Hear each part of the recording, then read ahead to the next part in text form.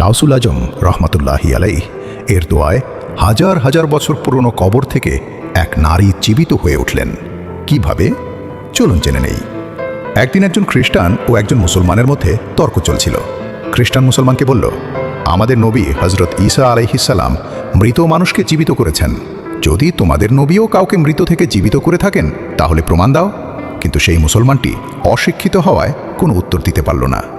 ঠিক সেই সময় এই দিক দিয়ে যাচ্ছিলেন হজরত গাউসুল আজম আব্দুল কাদের জিলানী রহমতুল্লাহি আলাই। তিনি এই দৃশ্য দেখে দুজনের কাছে গেলেন এবং তর্কের কারণ জানতে চাইলেন। খ্রিস্টান পুরো ঘটনা গাউস পাক রহমতুল্লাহি আলাইকে বলল। শুনে হজরত গাউসুল আজম রহমতুল্লাহি আলাই তার বাহু শক্ত করে ধরে বললেন, তুমি কি বলছো?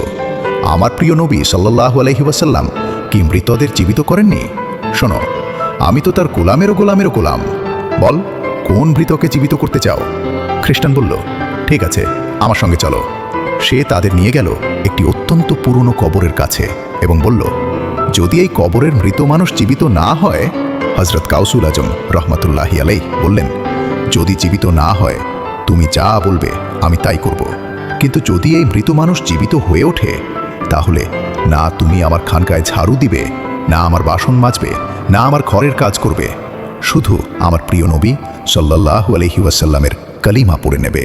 খ্রিস্টান বলল, এই কবর তো আমাদের দাদারাও দেখেনি, জানি না এর ভেতরে কে শায়িত আছে। যদি সত্যি এই কবরের মৃত মানুষ জীবিত হয়ে ওঠে তাহলে আমি কালিমা পড়ে মুসলমান হয়ে যাব। এরপর হজরত গাউসুল আজম রহমতুল্লাহি আলাই কবরের শিরদালায় দাঁড়ালেন। তিনি দোয়া করতে লাগলেন, হে আমার মাওলা, আমার জন্য নয়, তোমার রাসূল সাল্লাল্লাহু আলাইহি ওয়াসাল্লামের সম্মানের জন্য। এরপর বললেন, কুম বিইজনিল্লাহ। এই কথা বলা মাত্র কবর ফেটে যেতে লাগলো। হালকা হালকা নূরের আলো বের হতে লাগলো। হঠাৎ দেখা গেল একজন নারী কালিমা পড়তে পড়তে কবর থেকে জীবিত হয়ে উঠে দাঁড়ালো। সে বলল, আমি বনি ইসরায়েলের একজন নারী ছিলাম। হে আব্দুল কাদের, আমি তোমার কুরবান। আপনি আমাকে উঠিয়েছেন বলেই আল্লাহ আমাকে মুহাম্মদ সাল্লাল্লাহু আলাইহি ওয়াসাল্লামের কালিমা পড়ার তৌফিক দিয়েছেন। আপনি কত মহান। এই দৃশ্য দেখে খ্রিস্টান হজরত গাউসুল আজম রহমতুল্লাহি আলাইহের পায়ে পড়ে গেল এবং বলল, হুজুর, আমি কালিমা পড়তে চাই। আমি হজরত মুহাম্মদ সাল্লাল্লাহু আলাইহি ওয়াসাল্লামের গোলাম হতে চাই। সে কালিমা পড়ল এবং মুসলমান হয়ে গেল। সুবহানাল্লাহ।